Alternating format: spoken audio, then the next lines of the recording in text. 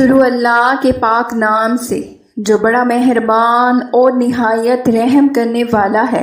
السلام علیکم۔ امام حسین علیہ السلام کی شہادت کے بعد فوج یزید امام حسین کے کٹے ہوئے سر کو بازاروں میں بے حرمتی کرتے ہوئے یزید کے دربار کی طرف لے جا رہے تھے تو تقریباً 52 جگہوں سے بھی زیادہ آپ کے سر مبارک نے قرآن کی مختلف آیات کی تلاوت کی، اپنے نانا کی نبوت کی گواہی دی۔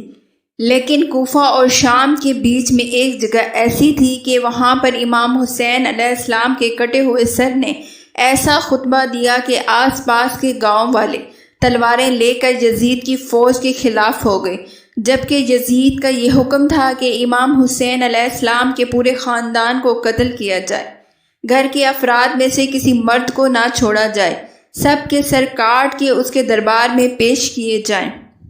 لیکن جب یزید کو یہ معلوم ہوا کہ امام حسین کا بڑا بیٹا امام علی زین العابدین علیہ السلام بیبیوں کے ساتھ قید ہو گئے ہیں اور وہ شام کی طرف آ رہے ہیں، تو یزید نے اپنے سپاہیوں میں سے کچھ کو پیغام کے ساتھ بھیجا اور کہا کہ جس طرح بنی ہاشم کے تمام سر کاٹ کر نیزوں پر رکھے ہیں اور میرے پاس لے کر آ رہے ہو، ویسے ہی علی زین العابدین کا سر کاٹ کر لے کر آؤ، کیونکہ میں چاہتا ہوں کہ آل محمد کی اولاد اس زمین پر قائم نہ رہے، کوئی بھی خود کو محمد مصطفیٰ سے نسبت نہ دے اور رہتی دنیا تک آل محمد کا نشان زمین سے ختم ہو جائے۔ تو یوں زبیر بن عبداللہ حارث ابن نعمان اس قافلے کی طرف آن پہنچے جس میں رسول اللہ کی بیٹیاں قید ہو کر جا رہی تھی۔ رسول اللہ کے خاندان کے سر کاٹ کر نوک سینہ پر دربار یزید کی طرف چل رہے تھے۔ جیسے ہی ان سپاہیوں نے تلواریں نکالی اور آواز بلند کر کے شمر سے کہنے لگے، اے شمر، یزید کا حکم ہے کہ تو نے حسین کے بڑے بیٹے علی کو ابھی تک کیوں زندہ چھوڑا ہے؟ شمر کہنے لگا، یہ تو بیمار ہے، ضعیف ہے، اس کو اس لیے زندہ چھوڑا ہے تاکہ یہ اپنے خاندان کا تماشا دیکھ سکے۔ وہ یزید کا حکم شمر کو سنانے لگے کہ اس کا بھی سر قلم کرنا ہے اور تلواریں نکالی، امام علی زین العابدین کی طرف پڑھنے لگے۔ تاریخ میں لکھا ہے کہ زینب سلام اللہ علیہا نے امام سجاد کو دیکھا اور پھر امام حسین علیہ السلام کے کٹے ہوئے سر کو دیکھا اور فرمانے لگی، اے حسین، اب اللہ کی اس حجت کی حفاظت تم کرو۔ امام حسین کے لب ہلے اور نوک سینہ سے فرمانے لگے، اے شمر، رکو، کیا سمجھتے ہو کہ ہمیں شہید کرنے سے ہمیں ختم کر دو گے؟ لیکن آج بھی کٹے ہوئے سر سے تم سے ہم کلام ہوں۔ امام حسین کا یہ روب دبدبا دیکھ کر وہ جو سپاہی یزید کی طرف سے آئے تھے انہوں نے اپنی تلواریں زمین پر پھینک دی۔ ایک عجیب شور برپا ہو گیا، آس پاس کے گاؤں والے آ گئے۔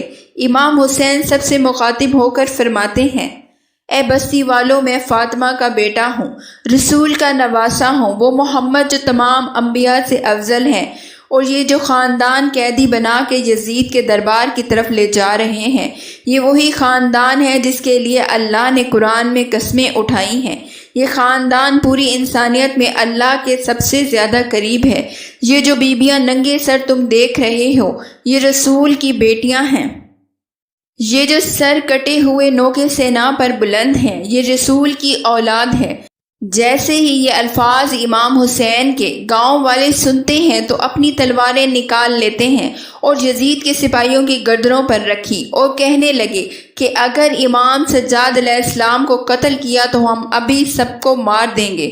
وہ جو سپاہی یزید کے بھیجے گئے تھے انہوں نے شمر سے کہا، اے شمر، سجاد کو آل رسول کے ساتھ یزید کے دربار میں جانے دو اور ہم جا کر پورا واقعہ یزید کو سنائیں گے، پھر یزید جانے اور سجاد جانے۔ اور یوں اللہ نے اپنی آخری حجت کی حفاظت کی اور امام سجاد یزید کے دربار میں آئے اور خطبہ دیا۔ دربار یزید میں لوگوں میں بغاوت پھیل گئی اور یزید نے آل رسول کو یہ دیکھ کر قید کر لیا، لیکن لوگوں کے دلوں میں یزید کے لیے نفرت پیدا ہو چکی تھی اور دن بدن یہ نفرت بڑھتی گئی جو کبھی کم نہ ہوئی۔ بالآخر 2 سال کے بعد آل رسول کو رہا کیا گیا۔ آج تک ہر مسلمان کے دل میں یزید کے لیے نفرت موجود ہے، کیونکہ جس نے محمد و آل محمد پر ظلم کیا اس نے اللہ کو ناراض کیا۔ سلام ہو محمد و آل محمد پر، سلام ہو امام حسین علیہ السلام پر۔